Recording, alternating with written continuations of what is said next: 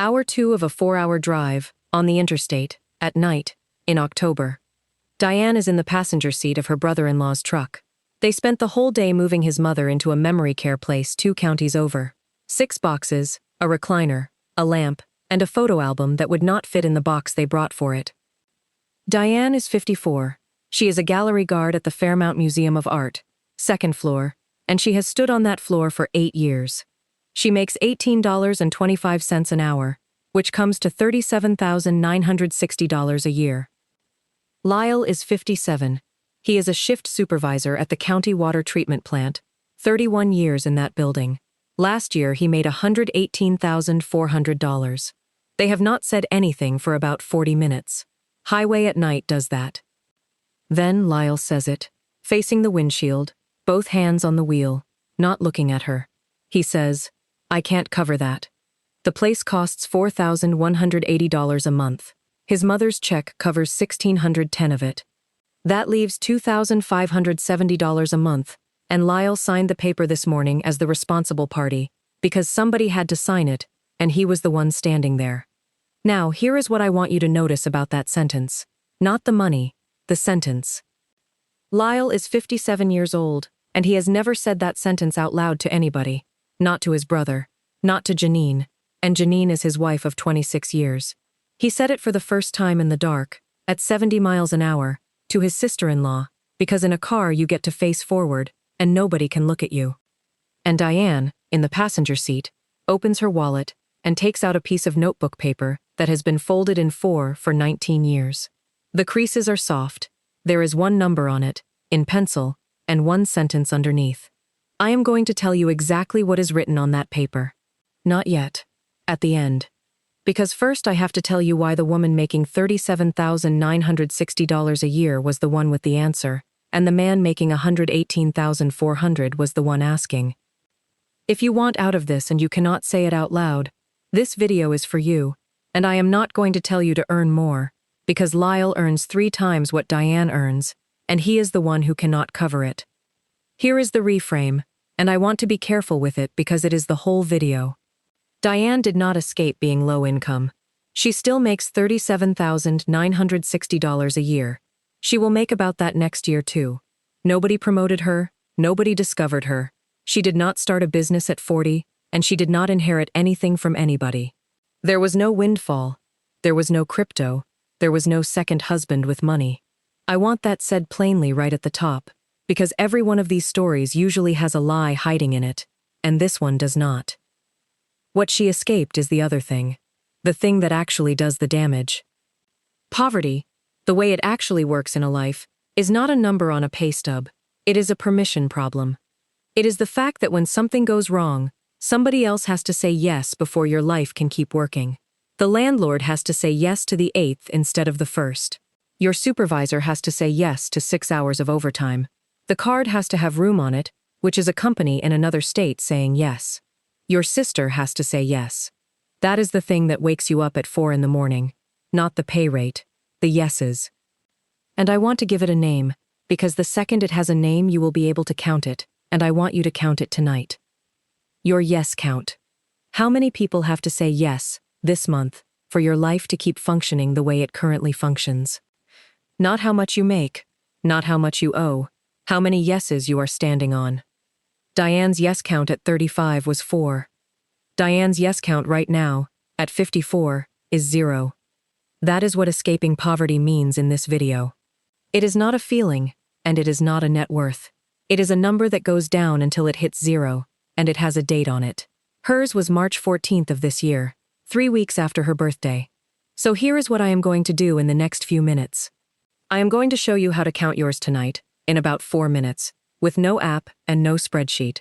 Then I am going to walk you through all 4 of Diane's, in the order she killed them, with the actual dollars and the actual years, so you can check my math against your own life. Then I am going to tell you what Lyle did in the 14 months after that drive, and I will tell you right now that it ends well, and that his income went down, not up, during it. And at the end I will tell you what is written on that piece of paper. And the first move, the one everything else hangs off, does not cost $1. It is a sentence you say out loud in an empty room, to nobody, which is the exact thing the title of this video says you cannot do. If this is the kind of money talk you want more of, go ahead and hit subscribe. A like helps it reach somebody who is doing that math at 4 in the morning. And I would genuinely like to hear your side of it. So leave a comment and tell me the thing you have never said out loud about your own money. I read them. Okay, let's count. First, how you count your yes count. Take a piece of paper. Write down every single way your life keeps working this month, and next to each one, write the name of the person or the company who gets to decide. Rent or mortgage. Who decides if you are late? Car. Who holds the note, and what happens on day 31? Cards. That available balance is not your money, it is somebody else's yes, and they can pull it on a Tuesday with a letter you did not read. Hours. This one is the one people miss. If part of your income is overtime, or a shift bid, or a schedule somebody else builds, then the person who builds that schedule is a yes on your list. Lyle made $96,200 in base pay last year, and $22,200 in overtime, and that $22,200 belonged to a board in a hallway that a man named Frank fills in on Thursdays. Lyle's mortgage was built for $118,400. Frank decides whether Lyle makes $118,400. Family. Be honest. If the answer to a broken transmission is my brother, then your brother is on the list, and it does not matter how much he loves you. Love is not the same thing as not needing to ask. Now count the names. If you counted 0, you can leave, and I mean that kindly. You are done. You got there. If you counted 1, you are closer than you think, and there is one specific thing standing between you and the rest of your life. If you counted 3 or 4 or 5, that is not a character flaw, and it is not a verdict on you. It is Diane at 35. Stay with me, because the order she killed them in is the part nobody talks about. Here is Diane at 35. February. She is renting the top half of a house on Delaney Street. She works the folding line at a commercial linen plant, sheets and towels for hotels and hospitals, and the room is 104 degrees in August. She has $68 in her checking account and $4,190 across 2 cards. Her yes count is 4. Yes number 1 is Mr. Petrosky, her landlord, who has to agree to rent on the 8th instead of the 1st, and who does agree, every time, which is somehow worse. Yes number 2 is her floor supervisor, because 6 hours of overtime is the difference between the 8th and the 1st. Yes number 3 is the 2 cards, which are 1 yes wearing 2 jackets. Yes number 4 is her sister Janine, who is married to Lyle, which will matter in about 11 minutes. And in February of that year, she stands in the parking lot of that house, after asking Petrosky for the 8th again, and she cannot get her breath right, and she goes upstairs and tears a page out of a spiral notebook, and writes 1 number on it, and 1 sentence under the number. That is the paper in the truck. 19 years later. Same paper. Now, what she did next is the part I want you to steal, and it is going to sound too small. Move 1. She said the number out loud, once, in an empty room, to nobody. That is it. That is the first move. She said out loud how much money she actually had. You are allowed to think that is soft. I thought it was soft the first time somebody explained it to me. So let me tell you the mechanical reason it works. Because there is one. A number you have never said out loud is not a number yet. It is a weather system. It is a bad feeling with a shape you have never looked at directly, and a bad feeling cannot be reduced by $400. It just sits there being the same size no matter what you do, which is why people who are trying hard still feel exactly as broke in March as they did in January, and eventually stop trying, because nothing they do seems to move it. $68 is different.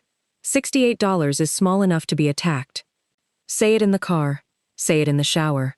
Say the actual figure, out loud, with the sense. You will notice something the first time, and it is that your voice does something strange on it. That is the shame you have been carrying around, and it turns out it weighs a lot less once it is out in the room with you, instead of inside your chest. Nope, not done with this one yet, because there is a second half. The reason you cannot say it out loud to another human being is that saying it out loud to another human being is usually how you ask. It is the opening line of a request. So people learn, correctly, that saying the number leads to asking, and asking leads to owing, and owing leads to a Thanksgiving where somebody makes a joke about it. So they stop saying it. And then they also stop looking at it. Those two happen together. Always. That is the trap the title is about. The silence protects you from the asking, and the silence is also the reason the number never changes. Move 2. She killed the yes that would die fastest, not the one that was biggest. Write that one down, because almost everybody does the opposite, and then quits in month 5. The biggest thing on Diane's list at 35 was $4,190 of card debt at 26.9%. That is the one that makes you angry, so that is the one everybody attacks first. On what she made, it was going to take her about 6 years. 6 years is too long for a person who has never once seen a thing work. You do not survive 6 years on faith. Nobody does. So she went after Mr. Petrosky instead. Killing the landlord, yes, did not mean moving, and it did not mean paying him off. It meant getting 1 month of her floor sitting in an account, so that rent on the first was never a negotiation again. Her floor back then, renting, was $1,190 a month, $25 a week. That was the whole plan. $25 a week into a credit union account with no card attached to it, because a card is a door and she needed a room with no door. $25 a week is $1,300 a year. She got there in 14 months, and only because a tax refund of $412 showed up in the middle of it. She also emptied it once, in month 7, for a dentist, and had to climb back. That is normal. That is not failure. That is the shape of the thing. 14 months, and yes, number 1 was gone, permanently. And here is what nobody tells you. Yes, number 4 went with it. She never asked Janine for anything again. Not because of pride, but because the emergencies that used to require Janine now required an account. 2 yeses died from 1 act, because they were never really 2 problems. They were the same problem wearing 2 faces. Her yes count went from 4 to 2 in 14 months, on $25 a week, while making under $30,000 a year. Watch what that does to a person, because this is the actual mechanism of this entire channel. She had now seen it work. 1 time. That is all a human being needs. Everything after this is just repetition, and repetition is easy once you believe. Move 3. When a payment ends, it never goes back into the week. The cards took another 6 years. She paid $205 a month at them, every month. Boring, no story in it, and they were gone at 42. She closed both accounts that year, which cost her some credit score, and cost her exactly nothing in real life. Then the important thing happened, and it happened in 1 afternoon. That $205 a month was now free. She had earned it. Nobody would have blamed her for spending it, and I want to say clearly that if she had spent it, she would still have been a completely reasonable person who paid off her cards. She bought a house at 38, in the middle of all this. $71,000, $9,000 down, 1,000 square feet, 2 bedrooms, an aluminum awning over the side door. The payment was $684 a month, of which $392 was principal and interest, and $293 was taxes and insurance and escrow. At 42, she moved the dead card payment onto that mortgage. $684 became $889. Same paycheck, same week. Nothing about her Tuesday changed. That $205 a month is why a 30-year loan ended in 16 years. Say that again slowly, because it is the least glamorous sentence in personal finance, and it is worth more than every stock tip you will hear this year. A payment that already existed, that she had already survived, moved to a new address, and it deleted 14 years of her life owing a bank money. Move 4. She made her floor smaller than her base pay, and then she stopped selling her Saturdays. At 49, she took her name off the holiday hours list at the museum. That was $1,100 a year she deliberately gave up. She could do it because by then she knew her floor to the dollar, and I mean the real floor, not the budget. Here it is, today, out loud. House, which is taxes at $205, insurance at $88, and water and trash at $119. $412. Power and gas, $155. Food, $395. Car, which is gas and insurance and money set aside for the next thing to break on a sedan, with 174,000 miles on it. $268.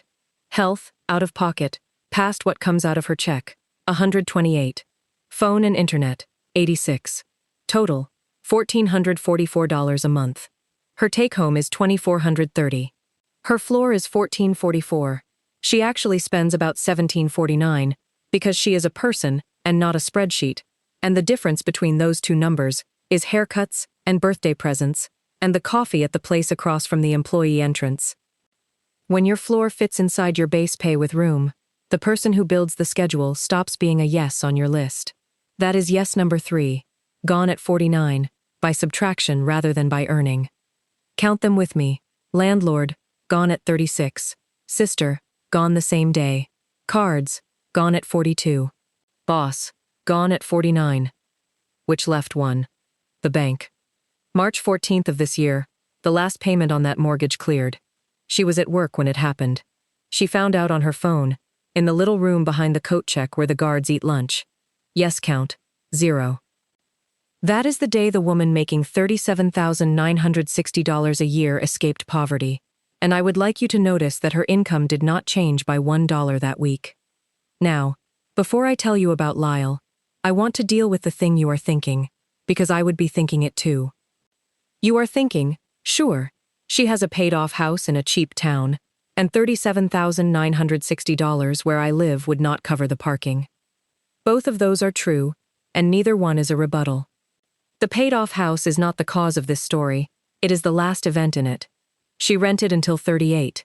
The thing that got her the house was 14 months of $25 a week when she had $68 to her name, and you can start that on Thursday in any city on earth. And if your floor is bigger, then your floor is bigger, and your version of 14 months might be 26 months. The mechanism does not care. The mechanism is that yeses die one at a time, and the fast one goes first. Here is what she has today, since we are being specific about everything else. $126,800 invested. From $61,400, she actually put in over 19 years. $290 a month, automatic, into a plain index fund, which she raised to $500 on April 1st when the mortgage payment freed up, sending the leftover $181 to cash.